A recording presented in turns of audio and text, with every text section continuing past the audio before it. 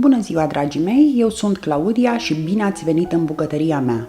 Astăzi vom face împreună turte de casă, extrem de gustoase și foarte ușor de făcut. Vă provoc să încercați măcar o dată să faceți astfel de turte și vă garantez că mă veți pomeni toată viața. Haideți să vedem de ce avem nevoie și cum vom proceda. Deci voi folosi 1 kg de făină, câteva linguri de ulei, o linguriță de sare roz de Himalaya folosesc eu, drojdie, o jumătate de pachetel sau un pliculeț de uscată, o linguriță de zahăr și aproximativ 750 de ml de apă caldă. Pentru început, peste drojdie vom pune zahărul. Este important să punem un piculeț de zahăr peste drojdie, pentru că o va ajuta să se activeze. Un picuț de apă caldă și vom amesteca bine până se dizolvă toată drojdia. Apoi o vom lăsa deoparte să se activeze, să crească, va dura 5-10 minute maxim. Cu cât drojdia va crește mai repede, cu atât și pâinea și aluatul nostru va crește mai repede. Apoi punem sarea peste făină, adăugăm drojdia. Dorință de a reuși și cu puținică răbdare, cu siguranță veți reuși să faceți și voi astfel de bunătăți. Apoi vom începe și să adăugăm apă încet, să amestecăm până se încorporează toată făina și se va transforma într-un aluat care nu trebuie să fie nici tare, dar nici foarte moale. Se simte la mână și veți vedea cam care va fi textura. Apa se adaugă treptat. De ce? Pentru că se poate întâmpla să aveți doar făina aceea pe care o frământați și dacă vă este un aluat prea moale, e posibil să nu mai aveți făina apoi. Deci trebuie frământat, uitați, cam asta este textura, eu am adăugat apă până a ajuns de consistența aceasta. Apoi, după ce curăț bine marginile castronului, ligheanului, fiecare în ce frământă, voi adăuga și un picuț de ulei pentru că asta îmi va ușura frământatul. Nu se va mai lipi aluatul atât de tare de mâini. Sunt persoane care nu adaugă ulei la făină, la turte, pun făină. Presară câte un picuț de făină, deci nu pun ulei deloc, dar eu o folosesc de fiecare dată.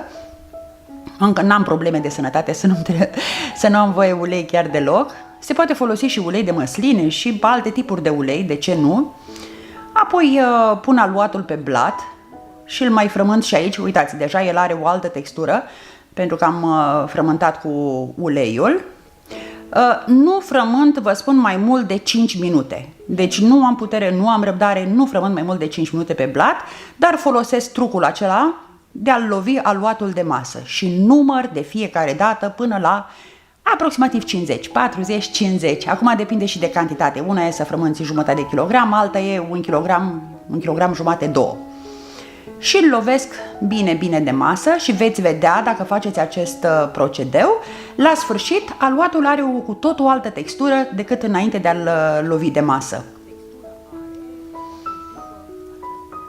Cu răbdărică numărăm și apoi punem la crescut aluatul, îl punem în ligheanul în care am frământat și îl acoperim cu o folie din plastic, din celofan. Și îl lăsăm la crescut undeva aproximativ 30-45 de minute la cald, bineînțeles, dar nu-i nevoie de mai mult. După acest timp, el și-a dublat deja volumul. Dacă este nevoie de mai mult, îl lăsați mai mult la crescut.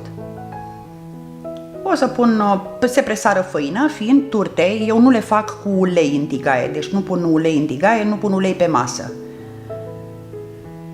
Se poate să faceți și cu ulei, vor avea un cu totul alt aspect și chiar alt gust, să știți. De aceea eu prefer varianta aceasta cu făină pe blat sau făină pe masă și îl voi tăia în 4 bucăți. Voi face 4 turte mari. Pentru că mie așa îmi plac turtele, se coc, durează un picuț mai mult la coacere, dar mie mi se pare că sunt mult mai gustoase decât mai subțiri. Acum fiecare cum preferă, puteți să faceți 8 turte mai micuțe, mai subțiri. Pornind și făcând, deci același procedeu, doar că la copt, bineînțeles că va dura mai puțin. Pur și simplu aluat-o fără să-l mai frământ, îl pun pe blat și voi forma turtele cu degetele. Îi dau o formă ușor rotundă ca să aibă un aspect frumos și cu degetele, uitați, deci oricine poate face lucrul acesta pentru că nu este greu deloc. Și încă un aspect foarte important pentru ca turtele să fie reușite, trebuie lăsate la crescut. Deci prima turtă trebuie lăsată aproximativ 15-20 de minute pe blat să crească. Deci nu vă grăbiți să o puneți în tavă. Între timp pregătim tava pusă pe aragaz. Uitați, aici aragazul meu este la flacără mare și dăm aragazul la flacără mică. Se pune tigaia pe flacără mică, deci pe focul dat la mic, să se încălzească, să se încingă bine cu capacul, deci el trebuie să fie acoperit și încălzit foarte bine când punem prima turtă la copt. Apoi acoperim și va dura pe o parte aproximativ 15 minute, 15-20 de minute dacă turta este mai groasă. Între timp o modelăm pe cea de-a doua turtă. Vedeți că n-am mai frământat aluatul, deci așa cum l-am rupt, l-am presat cu degetele, trebuie să fie făină pe blat ca să nu se lipească, pentru că ea trebuie să stea la crescut. Și numai bine cât durează să se coacă prima turtă, cea de-a doua va crește fără niciun fel de problemă. După aproximativ 15 minute, prima turtă este gata, este coaptă. Cum puteți verifica? Ridicați cu furculița un picuț dintr-o parte, eu o întorc cu mâna și puteți vedea dacă s-a colorat, dacă s-a copt pe partea aceea. Punem capacul la loc, iar pe cea de-a doua parte va dura undeva cam la 7-8 minute, pentru că ea este deja pătrunsă. O scoatem pe prima, o punem rezemată în picioare, deci nu culcată pe burtă, în picioare, ca să nu se aburească, să rămână coaja crocantă, și o punem pe cea de-a doua în tigaie.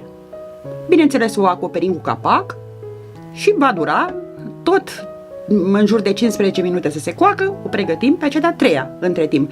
De aceea e foarte ușor să facem turte, pentru că procesul durează foarte puțin. Vedeți că mai puțin, deci trebuie acoperit cu un prosop, un aspect ca să nu se usuce aluatul.